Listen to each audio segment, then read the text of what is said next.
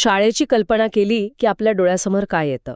एक इमारत, गणवेशातली मुलं, फळ्यावर खडूने लिहिणारे शिक्षक. पण हे तर फक्त बाहेरचं चित्र झालं. हो, बाह्यरूप झालं. याच्या आत, या पलीकडे शाळा म्हणजे नक्की काय, ती एका मुलाला आणि अख्ख्या समाजाला कसा आकार देते. आणि आज आपण बरोबर याच प्रश्नांच्या मुळाशी जाणार आहोत.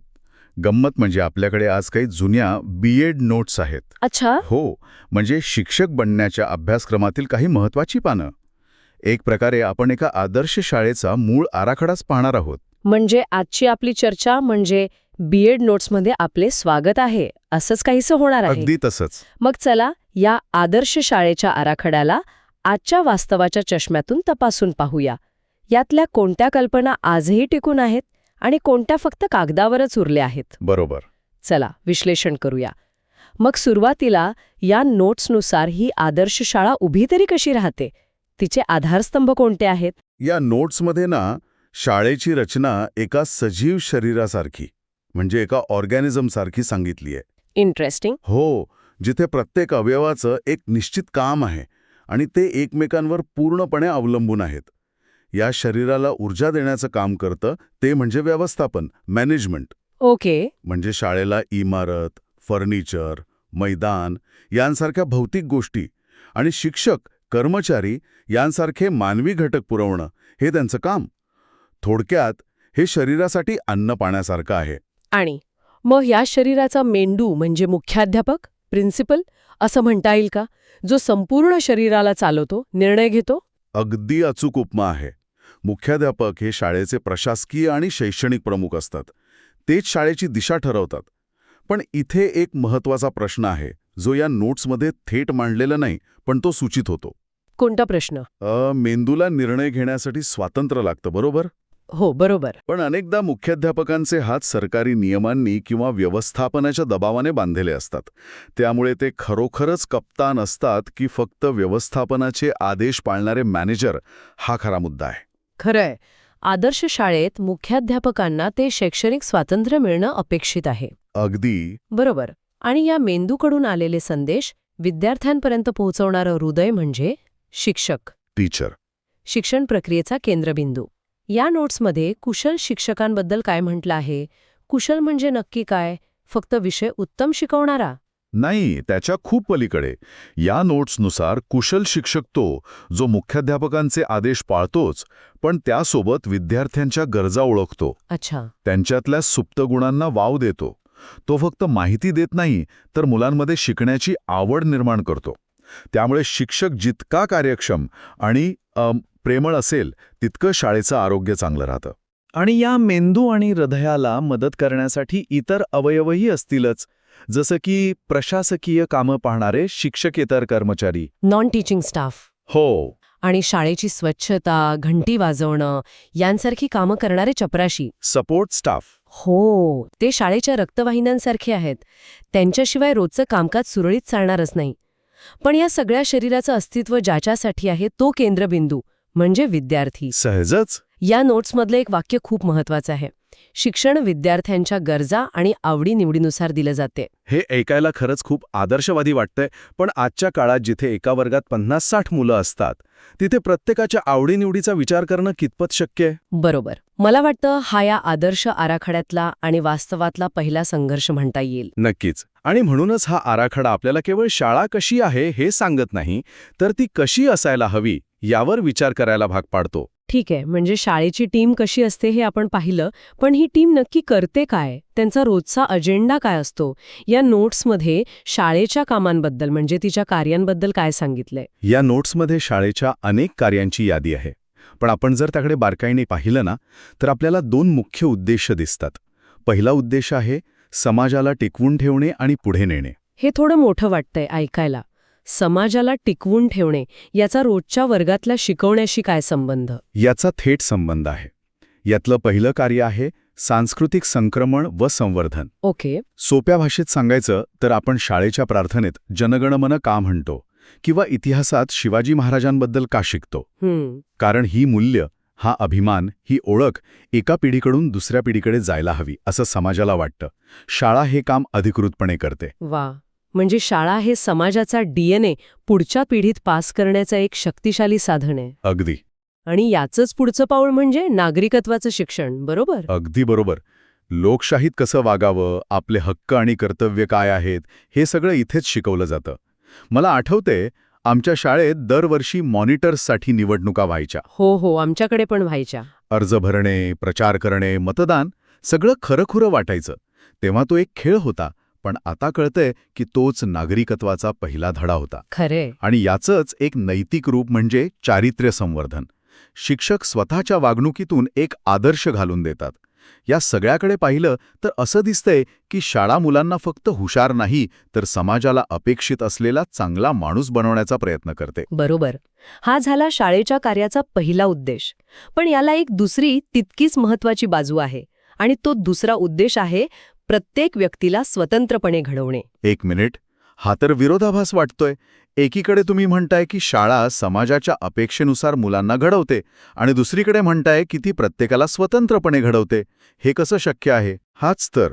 हाच तर या नोट्समधला सगळ्यात रंजक संघर्ष आहे. यात एक मुद्दा आहे व्यक्तिमत्व विकसन. या नोट्स म्हणतात की शाळा प्रत्येक मुलाच्या वेगळेपणाचा आदर करते. कुणाला खेळात रस असतो, कुणाला कलेत, तर कुणाला विज्ञानात. शाळा या सगळ्यांना एक व्यासपीठ देते, जेणेकरून त्यांचा आत्मविश्वास वाढेल. पण पुन्हा तोच प्रश्न, वर्गातल्या 60 मुलांमध्ये हे कसं साधणार? आदर्श परिस्थितीत शाळा हे करू शकते. यासोबतच शाळा मानसिक शक्तींचा विकास करते, म्हणजे फक्त पाठांतर नाही. अच्छा.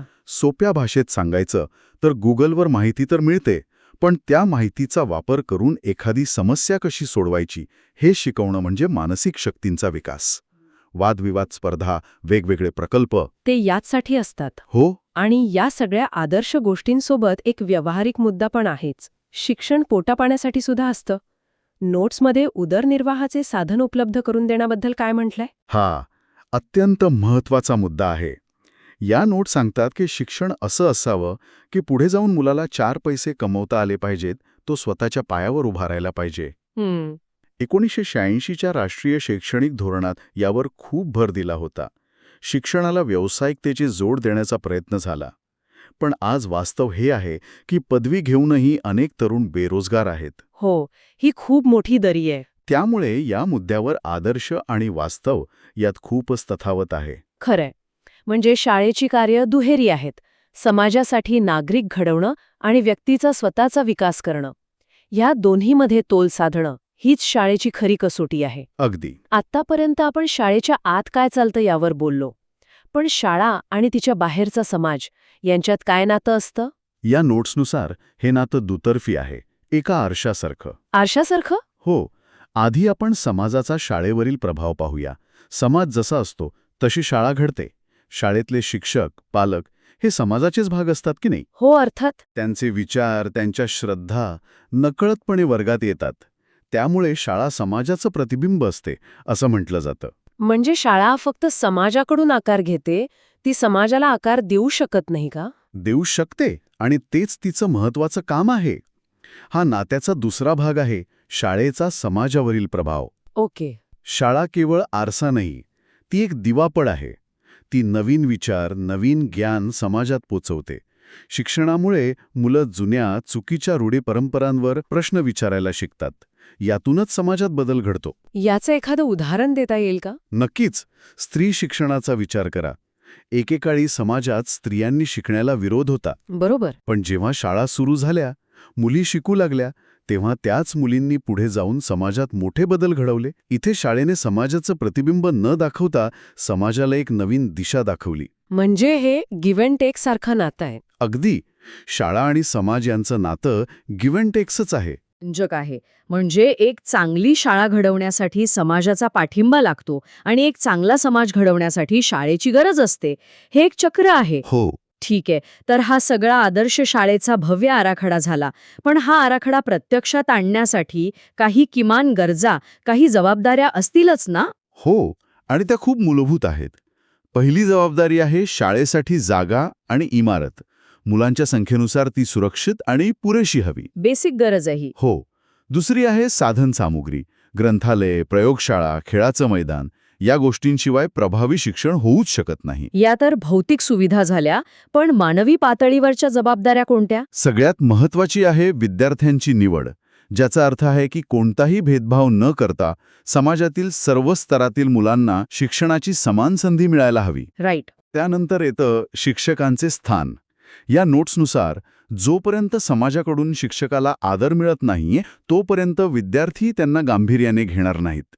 शिक्षकाचा आदर हा प्रभावी शिक्षणाचा पाया आहे. आणि शेवटची पण मला वाटतं खूप महत्वाची जबाबदारी म्हणजे शालेय कार्यक्रम आणि त्यात पालकांचा सहभाग. अगदी. कारण शिक्षण ही फक्त शाळेची जबाबदारी नाहीये. शाळा आणि घर यांच्यात एक पूल असायला हवा. पालक शिक्षक सभा केवळ तक्रारी करण्यासाठी नसून मुलाच्या विकासात एकत्रितपणे काम करण्यासाठी असतात. खरंय. या किमान गरजा पूर्ण झाल्याशिवाय आपण आधी बोललेल्या मोठ्या कार्यांबद्दल विचारही करू शकत नाही. या सगळ्या चर्चेवरून एक गोष्ट स्पष्ट होते की एक चांगली शाळा उभी करणं हे खूप गुंतागुंतीचं आणि मोठं काम आहे. या बीएड नोट्समधला आदर्श खूप उच्च आहे. आणि तो तसा असायलाच हवा, कारण आपण भविष्य घडवण्याबद्दल बोलत आहोत. तर आज या जुन्या बीएड नोट्सच्या विश्लेषणातून आपण पाहिलं की शाळा ही केवळ 4 भिंतींची इमारत नाही, तर ते समाजाचे एक लहान स्वरूप आहे. एक मिनिएचर सोसायटी. हो, एक मिनिएचर सोसायटी जिथे मुलं भविष्यातील आयुष्याची तयारी करतात. आपण हेही पाहिलं की या नोट्समधील आदर्श आणि आजचं वास्तव यात अनेक ठिकाणी तफावत आहे. थोडक्यात सांगायचं तर या नोट्स आपल्याला एक दिशा देतात. ते आपल्याला आठवण करून देतात की शाळेचा उद्देश केवळ परीक्षा पास करणारी पिढी तयार करणे नाही, तर विचार करणारी पिढी. हो, विचार करणारी, प्रश्न विचारणारी, भावनिक आणि नैतिकदृष्ट्या सक्षम असलेली पिढी घडवणे हा आहे.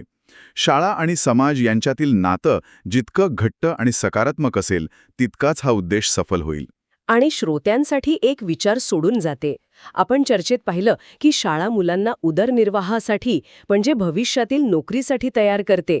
पण आजच्या जगात जिथे कृत्रिम बुद्धिमत्ता AI अनेक नोकऱ्यांची जागा घेत आहे, तिथे नोकरी या संकल्पनेचा अर्थच बदलू शकतो. हो, नक्कीच. अशा अनिश्चित भविष्यासाठी शाळांनी मुलांना तयार करताना या नोट्समधल्या कोणत्या एका गोष्टीवर सर्वाधिक भर द्यायला हवा? चारित्र्य संवर्धनावर, मानसिक शक्तींच्या विकासावर की सांस्कृतिक मूल्यांवर? कशामुळे मुलं भविष्याला अधिक सक्षमपणे सामोरे जाऊ शकतील? विचार करण्यासारखा प्रश्न आहे.